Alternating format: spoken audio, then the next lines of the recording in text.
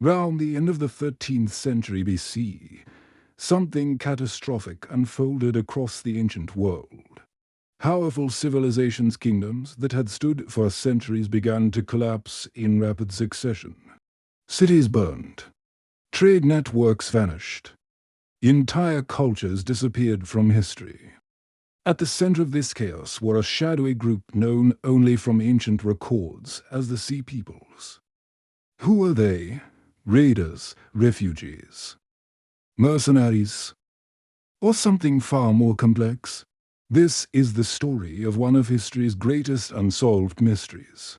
To understand the Sea Peoples, we first need to understand the world they shattered. The Late Bronze Age was an era of interconnected civilizations. Great powers dominated the eastern Mediterranean. The Egyptian New Kingdom under rulers like Ramesses II, the powerful Hittite Empire in Anatolia, the Mycenaean kingdoms of Greece, the wealthy trading cities of the Levant. The ancient kingdom of Ugrit. These civilizations were linked by trade routes stretching across the Mediterranean. Tin from Central Asia, copper from Cyprus. Gold from Egypt all flowed through a complex economic web. It was an early form of globalization.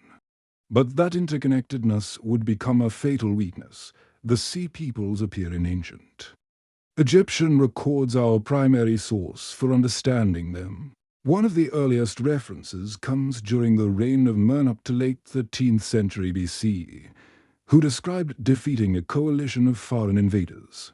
But the most famous account comes from the reign of Ramesses III, who ruled in the early 12th century BC. At his mortuary temple in Medinet Habu, detailed reliefs depict a massive invasion both by land and sea. These inscriptions describe a terrifying enemy. They came from the sea. Their confederation was the Peliset, Jika, Shekelesh, Denaian, and Weshesh.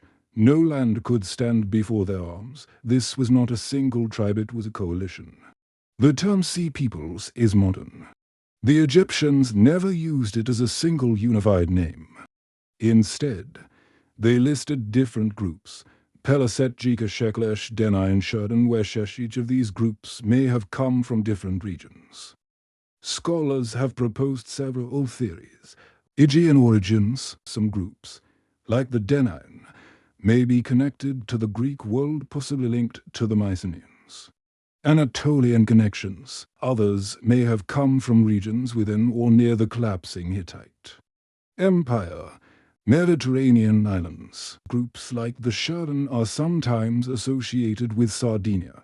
Mixed populations. The most widely accepted theory today is that the Sea Peoples were not a single ethnicity, but a coalition of displaced peoples. Between roughly 1200 and 1150 BC, the eastern Mediterranean experienced a systemic collapse. Major events included the destruction of Ugrit, the fall of the Hittite Empire, the decline of Mycenaean Greece, widespread abandonment of cities. This period is known as the Bronze Age collapse. For decades, historians debated a single cause, but modern research points to a perfect storm of factors. Evidence suggests prolonged droughts, leading to famine and migration. Some regions experienced seismic activity that destroyed cities. Political instability weakened major powers. The interconnected economy failed, cutting off essential resources like tin, and into this chaos came the Sea Peoples. One of the biggest questions is whether the Sea Peoples were invaders or victims themselves. Egyptian records portray them as destructive raiders, burning cities, destroying kingdoms, migrating wit. Each families and belongings. The scenes at Medinet Habu even show ox carts, suggesting entire populations were on the move. Many historians now believe they were displaced populations fleeing collapse elsewhere.